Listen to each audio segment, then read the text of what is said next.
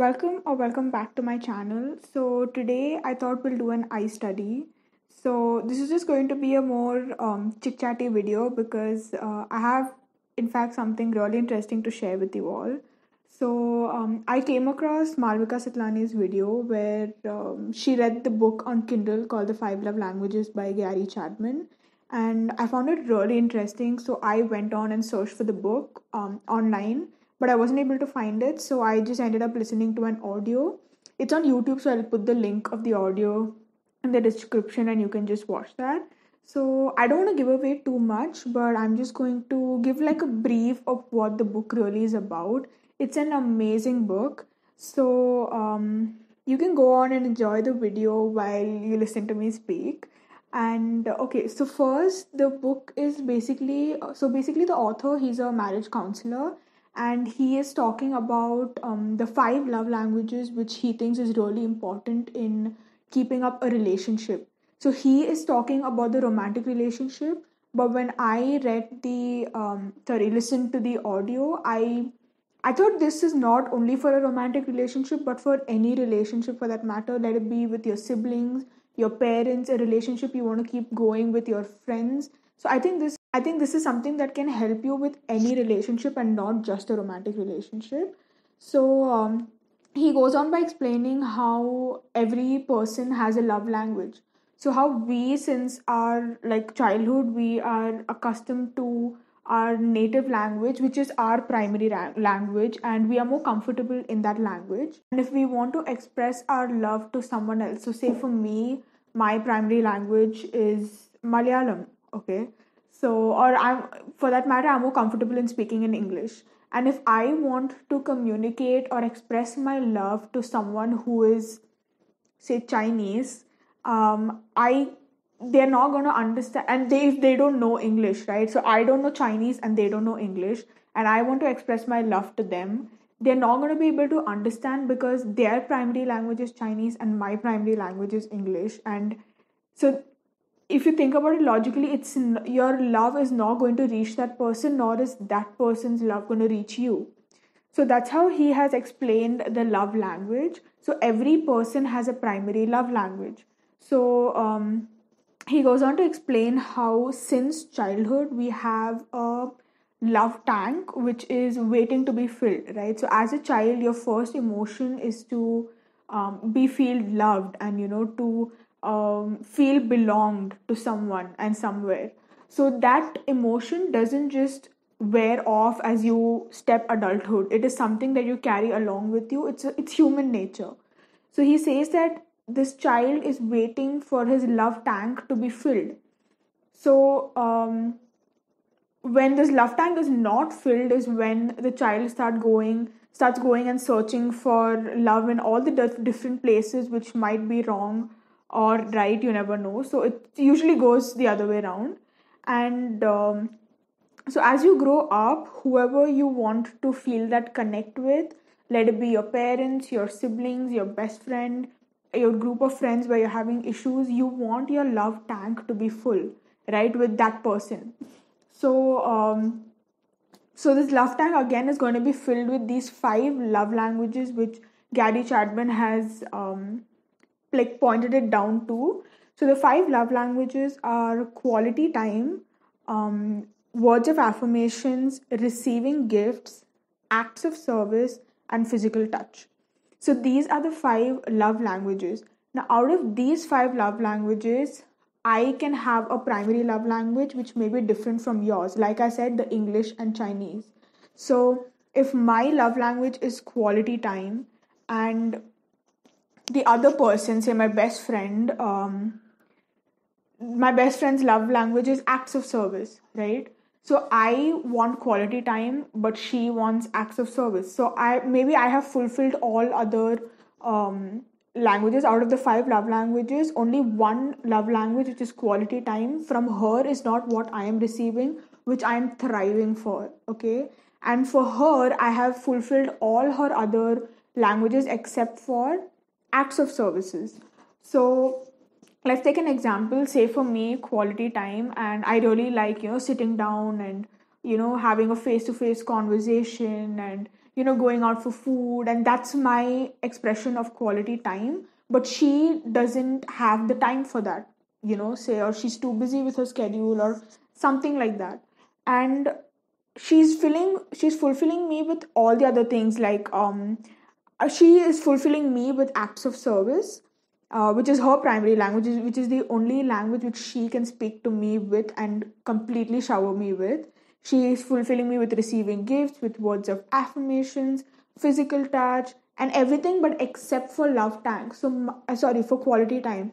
So, my love tank is kind of halfway through there, but because I'm not getting the quality time, I'm not able to, my love tank is not full. So, I am obviously upset. I'm not that satisfied. So I am trying to tell her that I'm not happy with how things are going. And she is like, so she doesn't understand, because according to her she's doing everything that she can, but she doesn't understand that my love language is quality time, and she's doing everything except for that. So she will not be able to understand that, because her love language, her primary language, is acts of service. So she'll be like, I'm giving you everything and you are still not satisfied. So why is that happening? And for me, for the same way, acts of service. So say I'm not such a big person who can text a lot, and she loves texting and like chatting and stuff like that. So I don't text to many people. So if she's texted me and I take like 2-3 days to text back, she gets upset. So that is the act of service which she expects me to do, but I'm not able to do. I need to work on it to get it done. So she gets upset with me for that, and I don't understand, because I'm fulfilling her with everything else, and I'm like, why are you still not satisfied? So this is something which can happen between anyone, friends, as I just mentioned with my example, siblings, parents, your romantic relationship, or anything. So what you need to understand is that your primary love language will very rarely be same to the primary love language of another person. So you need to put in the effort to learn a secondary love language in order to keep your relationship going and working with that person. So that is very important. You need to put in the effort to learn a secondary love language. And so I'm going to explain these 5 love languages a little briefly. So let's start with quality time. So by quality time, I don't mean, like you're sitting together and watching Netflix, or, you both are sitting together, but you both are on your phones, or one is reading and one is working. That's not how it's going to be. So quality times means, having conversation, looking at each other and talking, and, giving each other your undivided attention. That is what he means by quality time. So under quality time, there are many more headers which he's mentioned, like, focused attention. Like how I said, you need to give your undivided attention to that person. And the other thing is quality conversation. So you need to have a conversation in order to understand each other better. And and another one is to learn to listen. So not many of us are accustomed in learning to listen. You always just listen just half of it, or 1/4 of it, and you already start making your assumptions, and you start thinking, and you don't even listen to the rest of it. So that is another aspect. You need to learn to listen.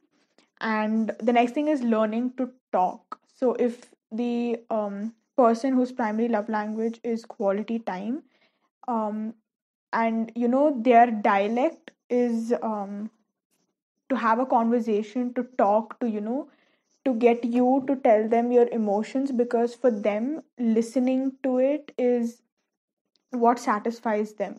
So there's a difference between words of affirmation and learning to talk, or like quality time. Because in words of affirmations, they want to, yeah, so words of affirmation focuses on what we are saying, like what we are talking, whereas quality time focuses on what we hear. So the person is more satisfied when they are listening to you express more. So all these come under quality time. So that was about quality time. Next, let's talk about words of affirmation. So this is the second love language, that is words of affirmation. So I think a person who can So there's a saying that the tongue has the power of love and death, and that an anxious heart weighs a man down, but a kind word lifts him up. So I think compliments and words of affirmations can be simple and straightforward, but it is such a powerful communicator of love. So, verbal compliments are such great motivators. And, when you are in, say a romantic relationship, or a, relationship where, your bond is, let's say, with your friend or whatever, the objective of that bond is not of getting something that you want, but the well-being of the other person, right? So it's a fact that if you say affirming words to the other person, they are more likely to reciprocate that in their own way, which will end up satisfying you. So there are many ways of, I would say, dialects of, words of affirmations. That is encouraging words. So, probably you've noticed, so first thing you need to do is to understand what is important for that person and encourage them in that field. So use encouraging words, and inspire the person more in putting more effort into whatever it is that is important to that person. And use words like, I know, I care, I'm with you, and how can I help you. So these are all dialects of words of affirmations. The other thing is kind words. So the same sentence or your same statement can sound different depending upon your tone. So the same thing as, say, say your siblings, like you're in your house, and they don't help chores, the house chores, and one day they help you take out the garbage.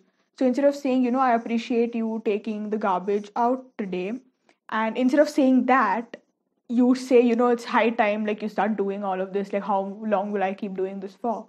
So if you notice the same thing, but your tones are different, the first way where you will, like, I appreciate you for doing this, will encourage them to do it more, so that they feel more connected with you, because you they felt good about what you said. But obviously the other way will make them rebellious and be like, okay, she said this now, so I'm definitely not going to do it again. So again, there's a difference between that. And again, if you have a misunderstanding, learn to forgive, because I think forgiveness is the way of love again.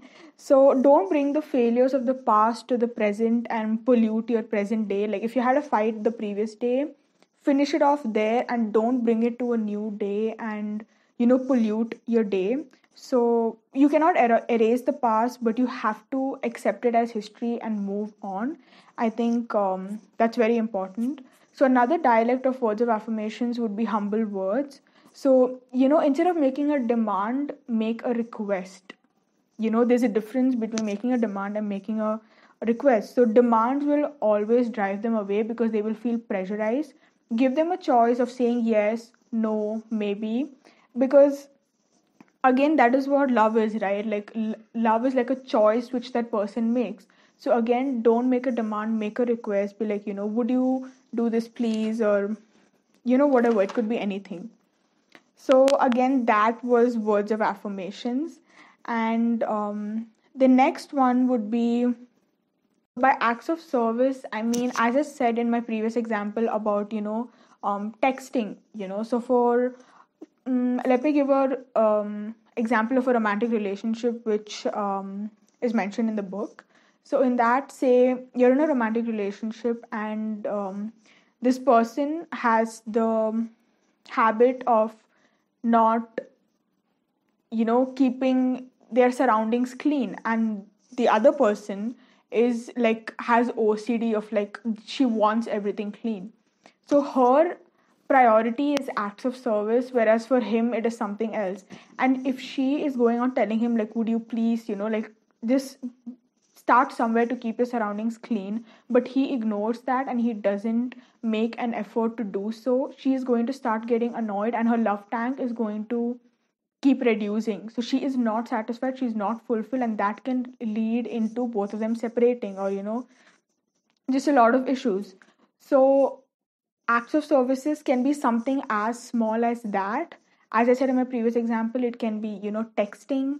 It can be, as I said in the siblings one, taking the garbage out, helping in the chores, um, helping in cooking, or whatever, like depending upon your relationship or your bond with, say, your friend or thing, whatever it is that they expect as a act of service, make it a point, take the effort to do so, because trust me, actions speak a lot more than words for sure. They want to see that you care and that you want to put in the effort to have a relationship with them. So again, that is what acts of service is about. And after acts of service, we have receiving gifts. So this, by this I don't mean materialistic gifts. It can be something as small as a rose, or a letter that you leave behind, or just for birthdays probably, or food. It can be any small thing, again depending on your relationship it can differ. So that is again acts of receiving gifts. Physical touch, again this differs between your relationship. So it can be like the physical touch for a parent and a sibling. It can be something as small hug, a small peck on the cheek. I think all of these make such a big difference, and it just nurtures your love more. So this was just like a small brief of what the book is about. So if